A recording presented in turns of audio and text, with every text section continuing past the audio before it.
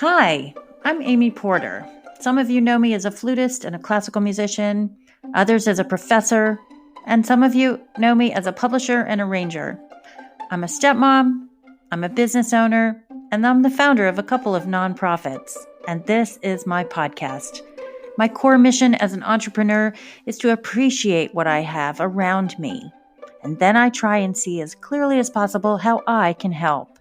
So let's talk, let's share information, let's laugh and sometimes cry over the things that we have to work through in life and in music, in business and family and relationships. Come on into my Porter Flute pod.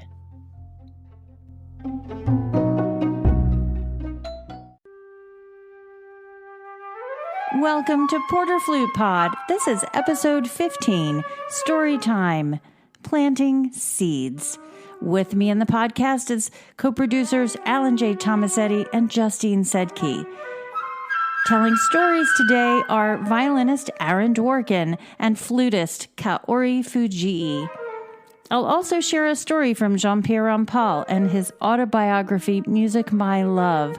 It's about the Elizabeth Sprague Coolidge Foundation, the benefactor who gave to a future flute sonata. Many thanks to Aaron and Kaori for making time to tell their story about their vision and communicating their human purpose as musicians. I feature from the vault today my recording of Paul Hindemith's Achtstücke, 8 pieces for solo flute. I also feature the third movement of Poulenc's Flute Sonata. The Achtstücke, that was one of the pieces I learned that took me out of my comfort zone. And the Sonata by Poulenc always puts me in the comfort zone. Thanks for being in Porter Flute Pod. We're so glad you're here.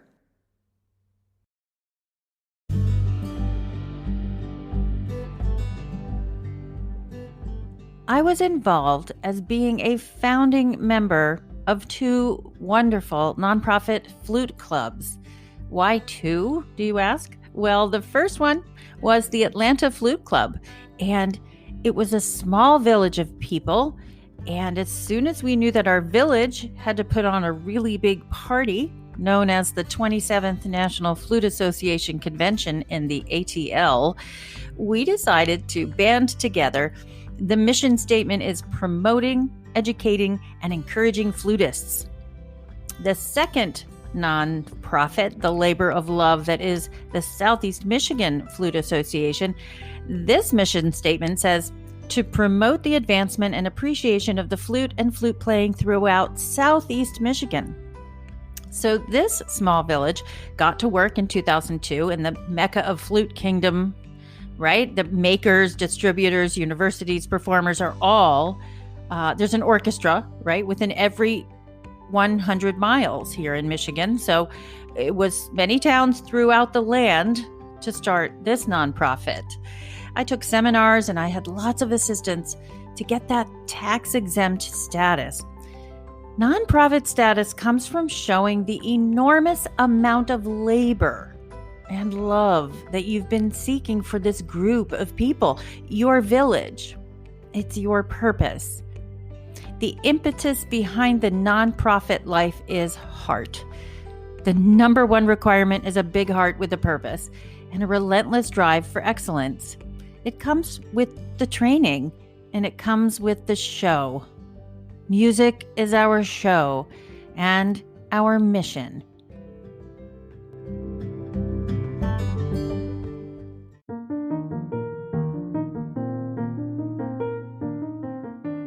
Aaron Paul Dworkin is currently a tenured full professor of arts leadership and entrepreneurship at the University of Michigan's School of Music, Theater, and Dance, and a professor of entrepreneurial studies at the Stephen M. Ross School of Business at the University of Michigan. In addition, Aaron is a successful social entrepreneur, having founded the Sphinx Organization, the leading arts organization with the mission of transforming lives through the power of diversity in the arts. Named a 2005 MacArthur Fellow, President Obama's first appointment to the National Council of the Arts, and former Governor Snyder's appointment to the Michigan Council for Arts and Cultural Affairs, Aaron Dworkin served as Dean of the University of Michigan's School of Music, Theater, and Dance. Aaron personifies arts leadership, entrepreneurship, and community commitment with an unwavering passion for the arts, diversity, and their role in society. He has strong interests in politics, innovation, creativity, human pair bonding, and issues of economic and social justice. A multimedia performing artist, author, social entrepreneur, artist, citizen, and educator, Aaron continually receives extensive national recognition for his leadership and service to communities. I enjoy his mentorship on his videos and in his interviews. I've had the honor of simply hanging out with Aaron and his family, and I'm truly honored to have them in my life. One of the most impactful stories that Aaron told was something that is featured on his artist's page. It's his artist statement from his Dworkin.com, and it's called Fractured History. And this is what Aaron writes. My path in life as a social entrepreneur, author, artist, and professor originated in music. I am a classically trained violinist, and throughout my journey, my art has depicted as well as been influenced by and expressed through that lens. In addition, my literal existence is steeped in diversity, having been adopted at 2 weeks of age by a white Jewish couple who were behavioral scientists with a birth son, my older brother, now a cellular biologist, and then 30 years later, being reunited with my birth parents, a Black Jehovah's Witness father and white Irish Catholic mother, and full birth sister who they did raise. My passion for inclusion and social justice has served as the impetus for my life as a social entrepreneur. Meet Aaron Dworkin and listen to his story that he has to offer today.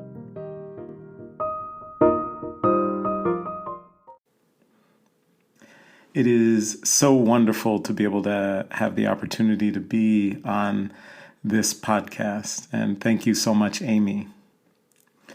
You know, it's interesting. Growing up, I started playing the violin when I was 5. My mother was an amateur violinist, and she actually heard this Nathan Milstein recording of the unaccompanied Bach, and she just got a lot more kind of motivated about the instrument from that, and that kind of led to my interest and beginning at an early age. And I was very lucky to have as my first teacher Vladimir Grafman, who was really one of the great teachers who brought the Russian School of Teaching over and taught those like Gingold, who taught, Joshua Bell and many of our other great soloists who you might know today. And it was interesting because just at that very early age, I had this opportunity to not only study and learn the violin at a very high level, but I think he imbued in me this sense about excellence. It was funny, he'd always say in lessons, "You no talk, you play." And it always frustrated me because I wanted to talk and usually give excuses for why I didn't practice something, I think. But it was this sense of expectation, a very high level of expectation. And I think that's kind of created a consistency in my life that I've been able to bring to a lot of my work, which is an internal sense of how can I at least do the best that I am capable of. Whatever that may end up being, I need to, at the end of the day, be able to fall asleep knowing I did my best. I gave it my all. I brought what, for me, that understanding of excellence, which is really the best that I could do in terms of preparation, in terms of delivery, all of that. And maybe ultimately we don't ever really accomplish that. But I think that there can be this sense at the end of the day that we really, did our best. And then you begin to look forward to what that next chapter is. And so, I was able to continue, my studies originally in New York, and then at the age of 10, moved to Hershey, Pennsylvania. Quite an interesting experience, and then continued to study. I would go down to Peabody Prep on Saturdays, study with Burl Sinofsky. Then Interlochen Arts Academy for my last 2 years of high school, and then starting out at Penn State and ending getting my degrees at the University of Michigan. And it was here at the University of Michigan's School of Music, Theater, and Dance, then School of Music, that I think that sense of bringing entrepreneurial skill sets to bear to try to impact something that mattered to me came into play. And what had happened before that is that I had started out at Penn State for a couple of years and then really tough financial times, and I was actually out of school for about 4 years. And during those 4 years, just by kind of life default, I needed to bring to bear entrepreneurial skill sets, right? I needed to try to figure out how to make sustainable all of these ideas that I had flowing through me. I had environmental issues. I had things I wanted to try and solve with homelessness. I was always looking at the world around me and feeling like it could be a better place, that there are people who are suffering who don't need to suffer as much. There are people who lack opportunities where otherwise those opportunities could be increased, things like that. And so I feel like it's not enough to just think about that and think about, gee, wouldn't it be nice if the world around us was a little better place? But then to say, well, what can I do about it? And of course, with the violin being the greatest constant in my life, and, really honing my skills at the University of Michigan, it then kind of all came together for me. I think being, a biracial person, but viewed really as Black in America, and thinking about that, and having been a violinist and thinking about those issues of diversity, and often being the only person of color in classical music environments or circumstances I was in, that led to, again, this sense of, well, that shouldn't be. Classical music is this extraordinary medium through which we can express ourselves and look through prisms of culture and race and gender and even time period, right? We have insight into, 100, 200 years ago through music. And I think we can also foreshadow the future with the music we compose and create today. And so that all kind of led to this sense of, well, could I play a role in diversity in classical music?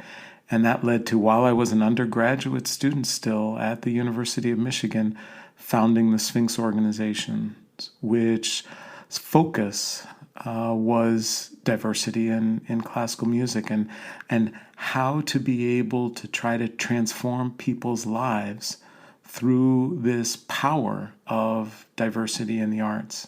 And then I would say I began to really deploy those entrepreneurial skill sets, which definitely is not always easy.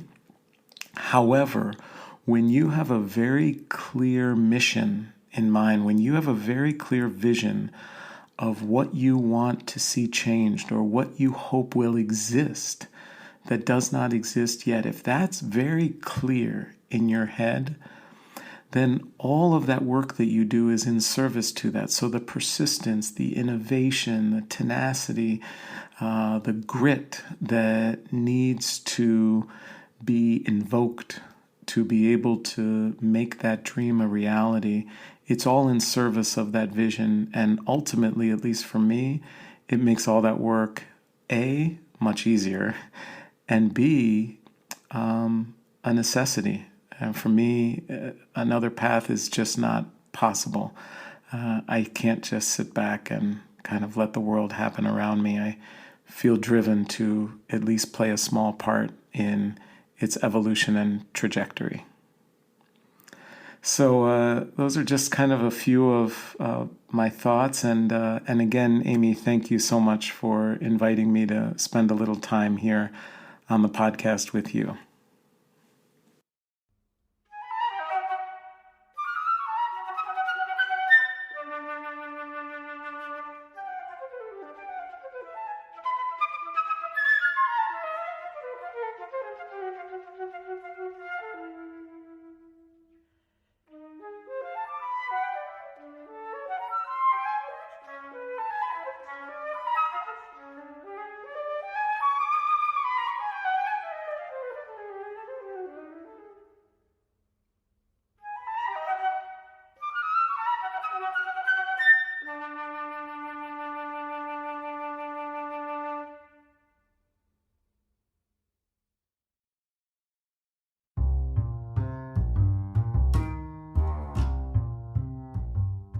In 2014, Kaori Fujii founded Music Beyond Inc., a 501c3 nonprofit organization that harnesses the universal power of music to bring dignity, inspiration, and hope to developing countries, currently working in the Democratic Republic of Congo in Central Africa. Music Beyond empowers communities in the Democratic Republic of the Congo by engaging local musicians and youth through education, performance, collaboration, and mentorship. Music Beyond offers private and group workshops for musicians through its teacher training program, as well as solo and ensemble performance opportunities. It also offers master classes that focus on best practices for teaching youth. Music Beyond partners with schools, NGOs, and other organizations to offer consulting that helps them to strengthen their music programs and build new curricula from the ground up. They have an event called Art of Hope. It's an annual cross-cultural event that Music Beyond co-created in 2019. This multifaceted event aimed to send a positive message of hope to empower Congolese people. And it shares with the world the strength, talent, and beauty of the country and its people. So what else has Kaori done? She has released 8 albums, one of which was shortlisted for a nomination at the Grammy Awards. She still holds the record for being the youngest prize winner for the 3 biggest music competitions in Japan, which she won consecutively from 1996 to 1998. She was also awarded the second prize in the 44th International Competition Maria Canals de Barcelona in Spain, and the 10th International Flute Competition Friedrich Kuhlau in Germany. I believe Kaori is a friend of the world and an ambassador for change in an underrepresented field of opportunity through music. I'm thrilled she was able to join us to plant the seeds of change we need through her story. Meet Kaori.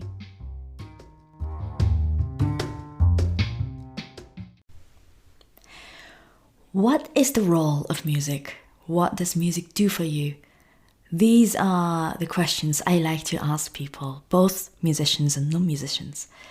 And the answers I hear often are, music is something to express emotions. Music is something that makes me happy. Music is something that evokes memories. It helps me to forget all the hard times. It helps me to relax. It helps me to feel. When we think about it, music existed regardless of an era or time, culture, countries, or even religion. We are surrounded by music all the time. And it's not only to feel good, but also it was one of the most primitive form of connecting with a higher being. Music is literally for everyone and everything. Music exists on the lives of everyone in the world, and something that is necessary for all of us since the beginning of time. It is something that universally speaks to our hearts more than anything else, probably. And therefore, we could say that music is something that is most fundamental and essential human need. I would like you to think for a second about what we live on and what we live for. We live on water, food, and basic sanitation. All animals do. Without that, we'll be dead. But for us, the human beings, we are wired a little more complicated, and we need something to live for as well, something to make us happy, something to work towards, to look forward to, something fulfilling. If we don't have something to live for, then why live? That's when depression starts. I have nothing to live for. It's pretty much the worst feeling we can get. Fulfillment makes us human. It gives us strength, dignity, and confidence. And when we are fulfilled, we somehow have less need to be greedy, and makes it easier to be kind and empathetic towards others. And music can be a great vehicle for finding that fulfillment. Now, I'm talking as if I always so noble and know it all, but I wasn't. So First, I would like to share my personal journey that led to finding my role in society as a musician. I was born into a musical family in Japan. My dad is a professional clarinet player. My mom and my sister are both professional pianists. And because of that, I sort of lived an extremely fortunate music life. Went to the best music high school and music university in Japan, won a bunch of competitions, got one of the best agents at the age of 19, got an exclusive record contract from a major label at the age of 20, went to a grad school in Germany while performing lots of concerts in many different countries, lots of attentions, lots of concerts, traveling, and parties. It certainly was flashy, and I was enjoying this high standard of living. Several years went by, and I briefly moved back to Japan from Germany, but eventually I moved to the States, to New York in 2008. Of course, there were slight ups and downs, but overall I was content with myself and didn't question my career or trajectory of my career too much. Fast forward to January 1st, 2014, 2 a.m. at a New Year party at a fancy New York City hotel. I met a lady, and after chatting for a while, she somehow invited me to speak and perform at a multi-professional summit she was hosting at the Columbia University. I totally was out of my comfort zone, this whole public speaking thing, but somehow I agreed to do it. And this small, decisive action, with the help of enough champagne, led to a chain reaction that changed my life. 2 weeks later, I went to the summit with my prepared speech. My time was sometime in the late afternoon, but I went there from the morning to listen to other guest speakers. As I was listening, I began freaking out because I quickly realized that most of their speeches were about how they were using their skills, talent, and expertise to contribute to the world. Whereas my prepared speech was about how music industry is awesome and, frankly, how great I am. That's when I realized, oh my God, my career has been all about me. How many competitions have I won? How many albums have I released? How many concerts I played? So and so. I somehow did my speech and played a little something and people liked it, blah, blah. But this summit fundamentally challenged my view on being a musician and its role in society. My idea of a musical career shifted from self-validation to finding a bigger purpose. I couldn't stop thinking about if there's anything I can do as a musician to make even the smallest of positive impact in a true, meaningful, and sustainable way. I kept thinking about it, and one thing I realized was how lucky I've been to have mentors in my life who not only shaped me as a flutist and teacher, but as a human being. So I thought, maybe I can find a way to pay it forward. And that's how Music Beyond was born. Music Beyond is a US nonprofit organization that harnesses the universal power of music to bring dignity, inspiration, and hope to the Democratic Republic of the Congo in Central Africa.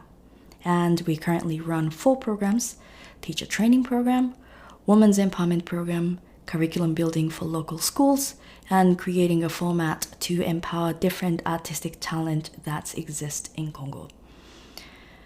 Congo is one of the richest countries on earth in terms of minerals and natural resources. Number 1 producer of gold. Number 2 producer of diamond and copper. And by far the number 1 producer in coltan and cobalt, which are essential for making anything electronics, from computers, microwaves, smartphones, electric cars, as well as creation of renewable energy. There is $24 trillion of untouched mineral existing in Congo today. There is waterfall so strong that could provide electricity to the entire continent of Africa. Yet, because of decades of non-stop wars, conflict, and corruptions, It is now one of the poorest countries on earth, where 95% of population don't have a steady source of income and live with $1.5 a day in average. Majority of neighborhoods don't have reliable electricity or water, and many can't afford to send their children even to an elementary school. So what does that do to people? People tend to be very angry and giving up hope. They don't expect things to change. They don't expect things to get better. They just go through lives in a pure survival mode with nothing to live for, and take everything from anyone by any means while they can. And that mentality results in more chaos and hopelessness. But there are groups of people who are doing everything in their power to stay hopeful while building and rebuilding and sustaining their community from the ground up. And some of them are doing so through music and arts, and that's whom we work with. I asked the musicians why they play music. Some said, because it gives me hope. Others said, when I'm playing music, I can forget about all the problems outside. And somebody else said, because we want to live like a human being. And that's exactly what I was talking about earlier, having something to live for, the fulfillment, because that makes us human. That enables us to live like human beings. We feel happiness, we feel joy. That makes us empathetic towards others. Then we can begin wanting to help others or contribute to a community. And that healthy development and cycle is vital for changing a society for the better, regardless of where we are, US, Japan, Congo, wherever. These Congolese musicians taught me the real power of music, the power that enables us to live like a human being. Music may not be able to change the world, but music can change people, and people can certainly change the world.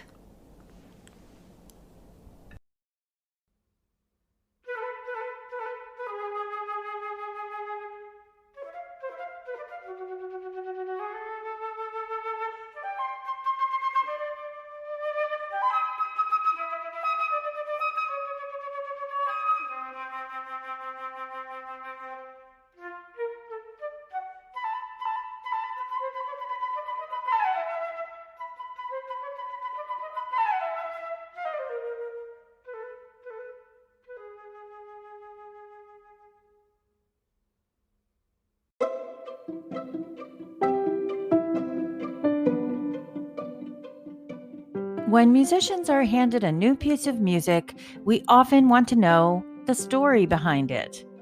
So we wonder where the composer was when they wrote the piece, or what they were going through, or who they wrote it for, and when was it premiered? How was it written? How did it come to be? What were the seeds that were planted?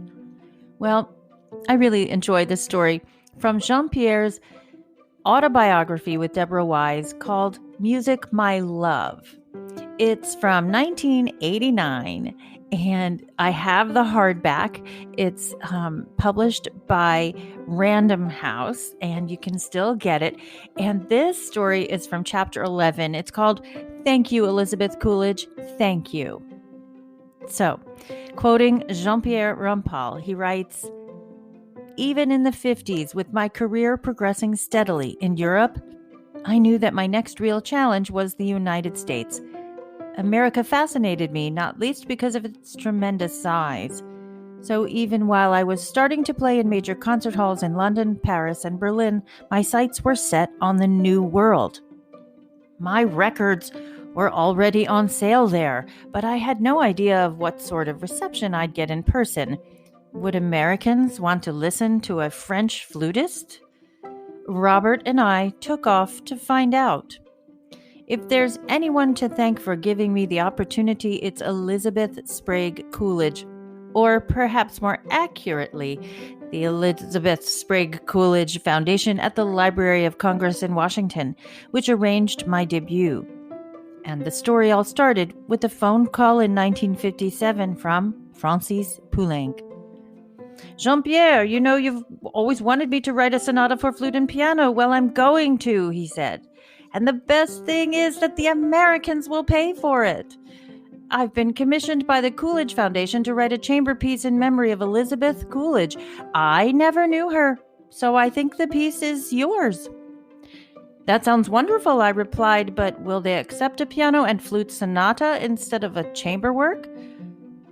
I just don't think I can write a piece of chamber music. I wrote a very bad string trio, and I tried to do a string quartet, but it's even worse. It's still unfinished. I really only succeed when I'm writing for two distinct voices.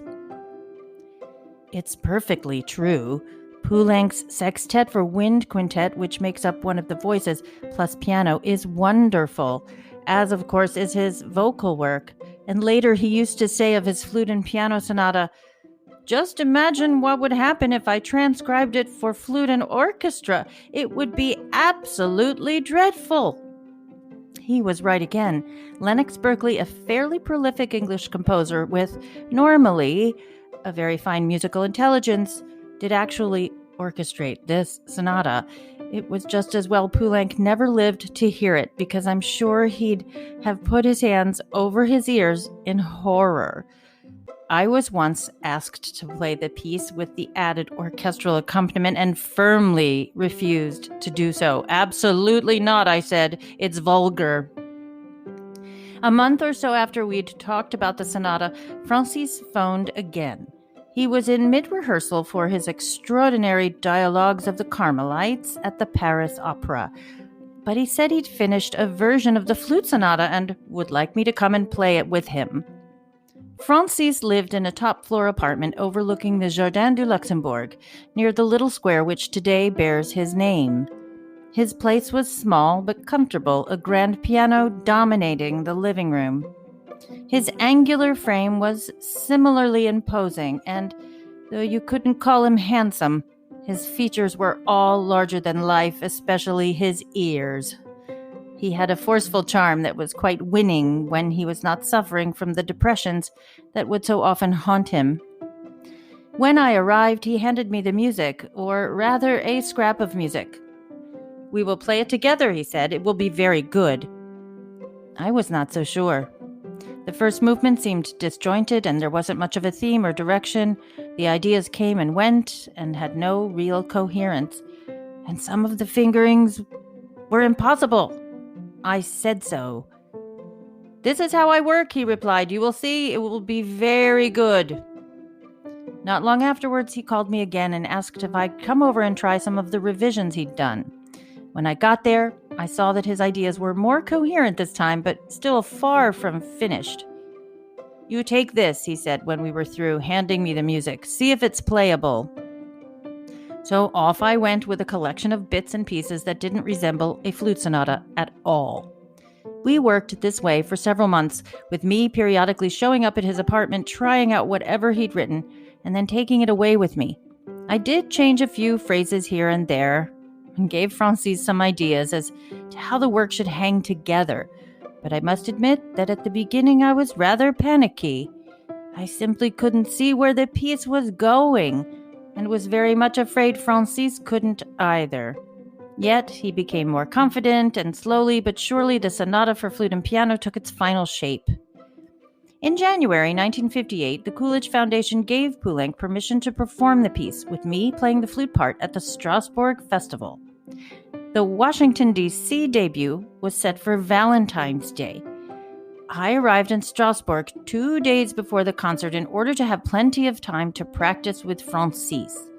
Poulenc was not noted for his punctuality at rehearsals, and sometimes hadn't even learned his part by the time the concert was supposed to begin. I once asked him, we were making a recording at the time, if he'd studied his part. "Not much," he said, "but when I come to the bits I don't know, I can always keep my foot on the pedal." Unfortunately, this is an option a flutist doesn't have. Many's the time I'd have liked to have a pedal I could hold down in order to see my way through a bar that was mastering me. On the morning before the first performance, Poulenc called me.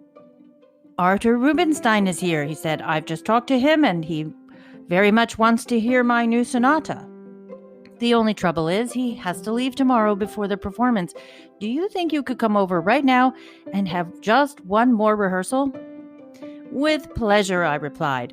So the unofficial premiere of the Poulenc Sonata for Flute and Piano took place in a concert hall in Strasbourg with an audience of one. Arthur Rubinstein, sitting in the middle of the front row. The applause we received from him was as memorable as any concert I've played. 20 years later, when we ran into each other in the Drake Hotel in New York, the first thing Arthur said to me was, "Do you remember the premiere of Francis's Flute Sonata in 1958 during the Strasbourg Festival?"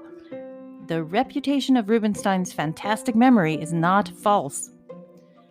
How could I ever forget?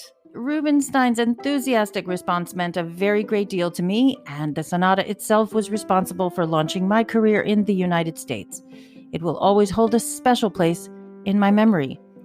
When the first edition was published, I was credited with editing the flute part, but unfortunately my name was misspelled. So much for posterity.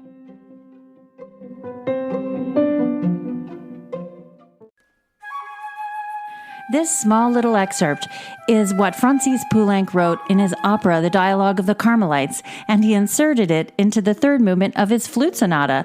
I went to the vault to play it for you. I'm playing here in this recording with Katie Leung.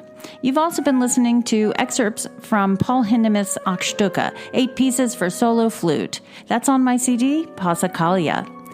You can hear more about Kaori Fujii at her website, kaorifujii.net, KAORIFUJII.net. She's also going to be interviewing the man behind the success of Music Beyond in the DRC. His name is Mr. Jan Folo, and she'll be interviewing him about the current situation and giving updates on their community. AaronDworkin.com is the website to find out everything about Aaron Dworkin, his art, his books, art's engines, not to mention Aaron Asks videos. I'm so glad you were able to join us today in the podcast. Next time, we'll be featuring some of my students who have had great success at auditioning. Thanks for being here. I'm so grateful for you.